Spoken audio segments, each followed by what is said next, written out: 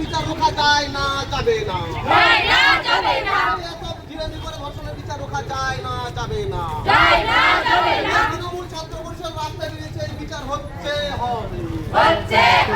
তৃণমূল ছাত্র পরিষদ রাস্তায় বেরিয়েছে, বিচার পাচ্ছি পাবো। বন্দে মাতরম, বন্দে মাতরম।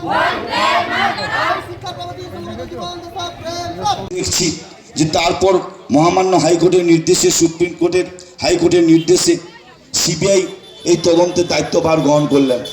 আমরা কি দেখলাম যে যেখানে মাত্র 12 থেকে 14 ঘন্টার মধ্যে কলকাতা পুলিশ দায়িত্ব নিয়ে পশ্চিমবাংলা পুলিশ একজনকে অ্যারেস্ট করেছিল, আজকে 15 দিন হয়ে গেল, এখনো পর্যন্ত সিবিআই কাউকে অ্যারেস্ট করেনি, এখনো পর্যন্ত কাউকে গ্রেপ্তার করতে পারেনি, এখনো পর্যন্ত দোষীকে তার নির্দিষ্ট জমা দিতে পারেনি। আমরা কি দেখলাম, সেই জায়গায় যখন আপামর জনসাধারণ শুধু কেবলমাত্র আরজি করে নয়, মণিপুর থেকে উন্নাও, গুজরাট থেকে উত্তরপ্রদেশ, দিল্লি থেকে আরম্ভ করে এই কয়েকদিনের মধ্যে শয়ে শয়ে নারী ধর্ষিত হচ্ছে, আমাদের বোনদের মান সম্মান ইজ্জত মাটিতে মিশছে।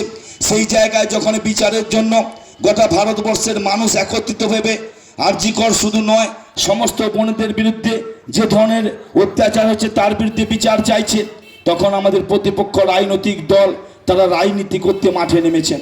আমরা মনে করি আমাদের বাড়ির বোন মায়েদের জন্য, সম্মানের জন্য যে জায়গায় ভারতের আইন প্রণয়নের প্রয়োজন আছে, যে জায়গায় ভারতবর্ষে